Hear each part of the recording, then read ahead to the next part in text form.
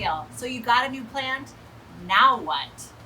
Well, I have news for you. Tonkadale is here to be your #1 resource for plant care tips. We're always here and always available to answer your plant-related questions, and we'd love to hear from you.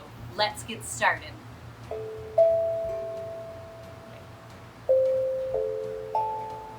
I would say the most important thing to consider when you bring your new plant home is the light requirements. Plants will struggle if they're not in the correct location in your home. We have this really awesome light grid in the greenhouse, so you can look up a plant by its light requirements or water requirements. I have a pothos, which is a very easy care plant. It falls right here on the light requirements grid. This plant tolerates lower light and also kind of a moderate watering schedule. However, here in Minnesota, and especially in the winter, these low light tolerant plants are not going to mind bumping up into a brighter location because the days are shorter, the days are cloudier, and they need to soak up as much light as possible to be successful. Let's pop up our light guide animation to give you an idea of what plants like bright light, medium light, and low light.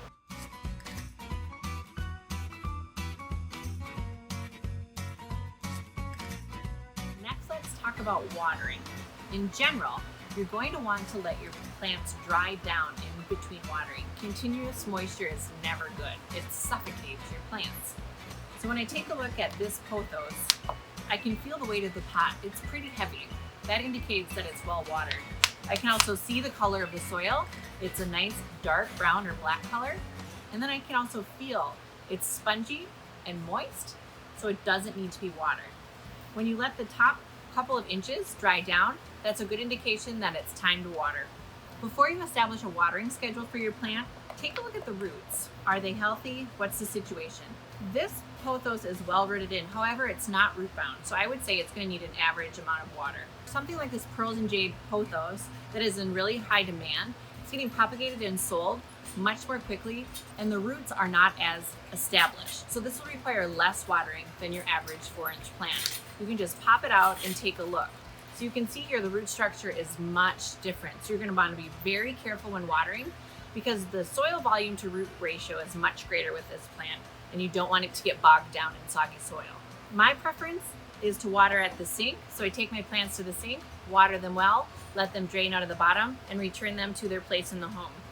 However, if you have a watering can, that's just fine too. This one holds about 1 liter of water. The volume of your watering vessel is important to know if you're using any kind of fertilizer.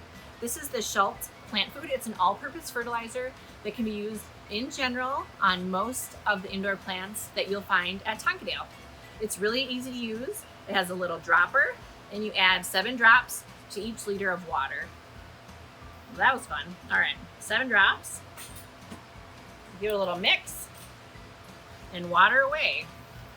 So as we water, you'll see that eventually any excess water will drain out the bottom. If you're planning to transplant your new plant into a container, you might need some potting soil.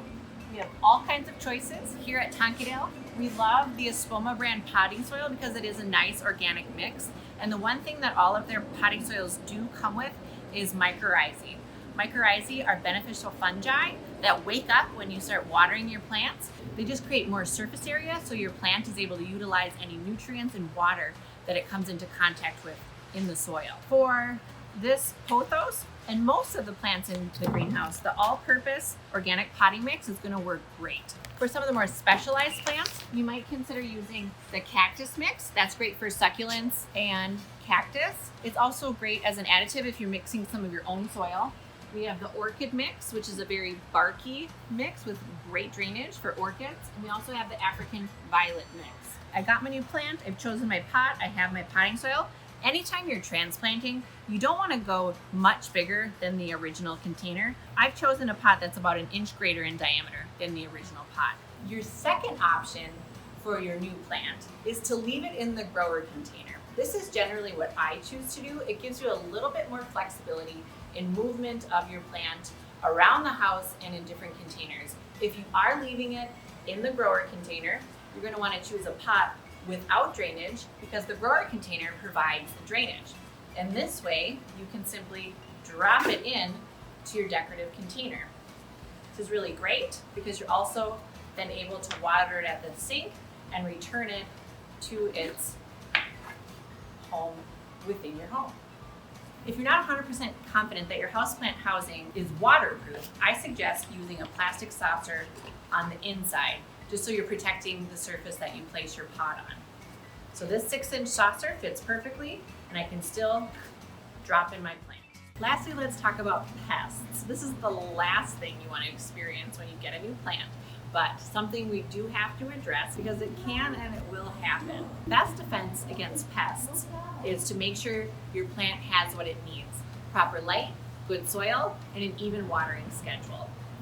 The other thing I always recommend is scouting your plant. So that means when you're watering it, take a look under the leaves, in the stems, look at your plant and get to know the different insects that are commonly found on indoor plants. They include aphids, whitefly, mealybugs, thrips, scale, fungus gnats, and spider mites. Ew! But these can be easily prevented and easily treated, especially if you catch them early, people. While scouting, while watering, it's a good idea to wipe leaves or even rinse leaves under the faucet every now and again, because that way you can get rid of any unwanted plants or eggs that are lurking in the cracks and crevices of your plant. If you do happen to catch an infestation, we have a couple of solutions. Our number one recommended solution is neem oil. Neem oil is great because it takes care of myriad of pests. The way that it works is it suffocates the insect. Insects breathe through their exoskeleton through tiny holes called spiracles, and if you plug them up, they suffocate, desiccate, and die. So that takes care of the insects that are on the plant.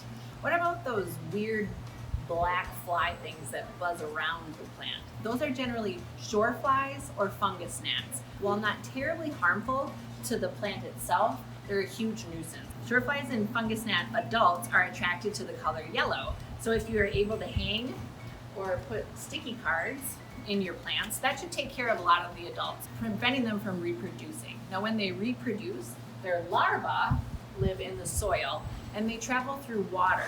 So another good way to reduce the population of fungus gnats and shore flies is to cut back on watering so they don't have a really nice, moist environment to live.